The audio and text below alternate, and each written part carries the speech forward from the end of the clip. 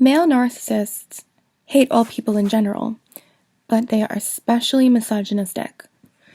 Women are sources of narcissistic supply, but unlike men, women are also symbols of love and intimacy.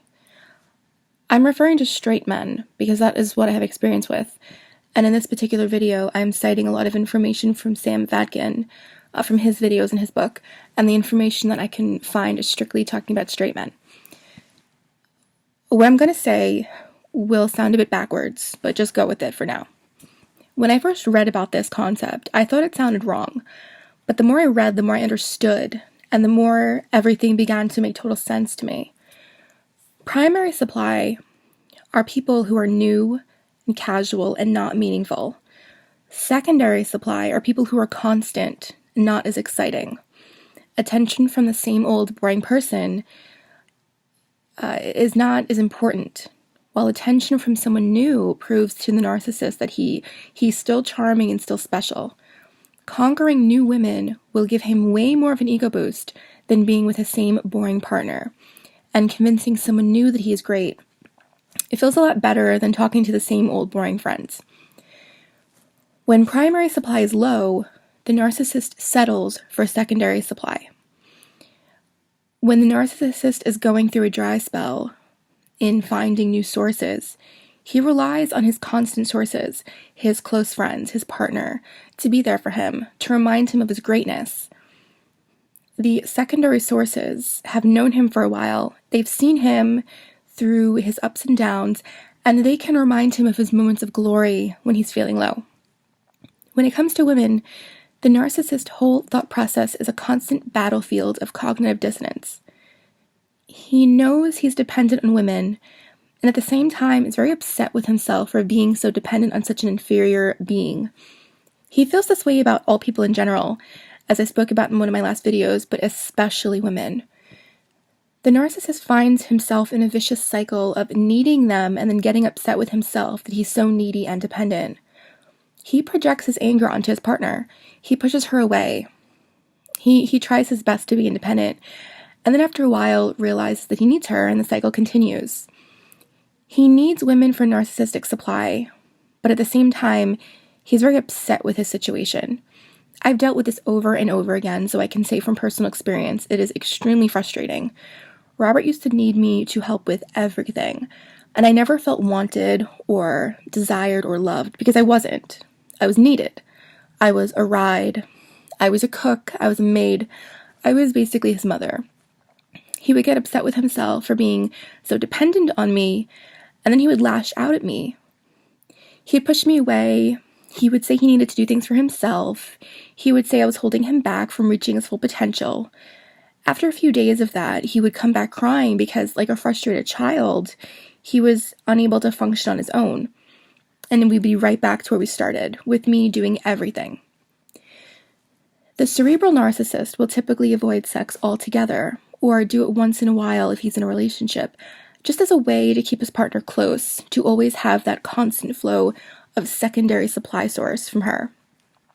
The somatic narcissist, on the other hand, uses his body and sexuality as a way of getting narcissistic supply. Having sex with someone new is the ultimate form of getting the supply, but only if it's done on his terms. If his partner initiates intimacy, he will generally ignore it and get upset. The narcissist will constantly seek out new partners to prove to himself and to everyone else that he is charming and attractive. He will withhold and frustrate his primary partner because the relationship is all about control. It is not about equality. If he can control some aspect of it, he will. Because women are objects, if he considers her to be a high-grade supply source, he will often treat her as a trophy. He needs to make himself look good, so by securing an attractive partner, his ego will grow. He won't care about her needs at all. She's simply there to serve him and make him look good. This will most likely last a short time, as narcissists get bored. If she's low-grade, however, he'll put her down and use her for whatever he can extract out of her. He won't parade her around. She will most likely be kept a secret. This, again, will last for a short time. He looks at women as hunters who want to trap him. Remember, the narcissist has a huge fear of love and intimacy, so He struggles with trying to attract women and charm them, and at the same time, he wants to show them how terrible he is, so that they don't want anything to do with him on a serious level. Narcissists are angry with their mothers for molding them into a scared, unwanted, insecure child. He's subconsciously angry at all women. He seeks out approval and validation from them in a way to show his mother that he really is wonderful and wanted. His whole entire life becomes a subconscious mission to prove his mother wrong.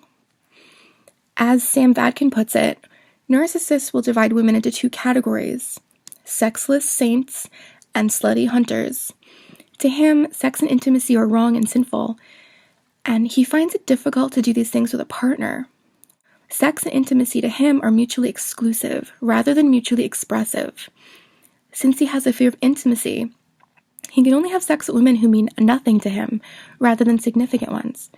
He looks at sex as being degrading, so he's able to degrade women he doesn't know or doesn't care about, rather than women who are significant in his life.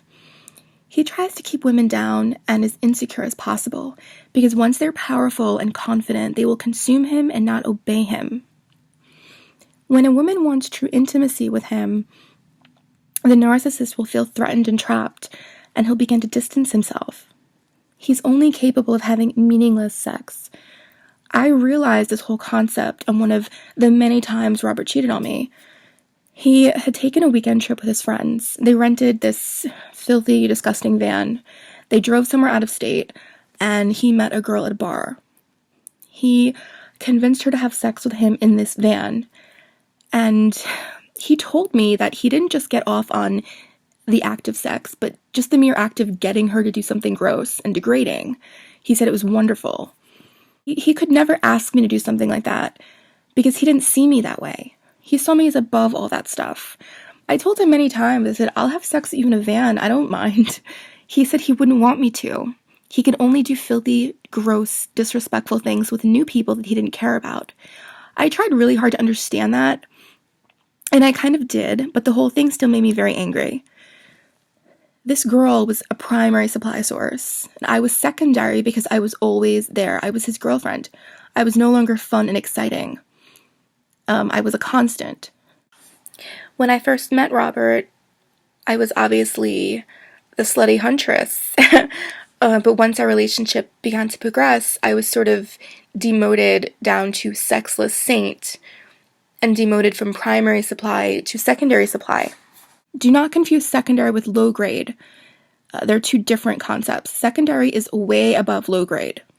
Anyway, in a nutshell, the narcissist sees all women as a continuation or an extension of his mother. He seeks to both punish them and prove to them that he does exist and that he is special.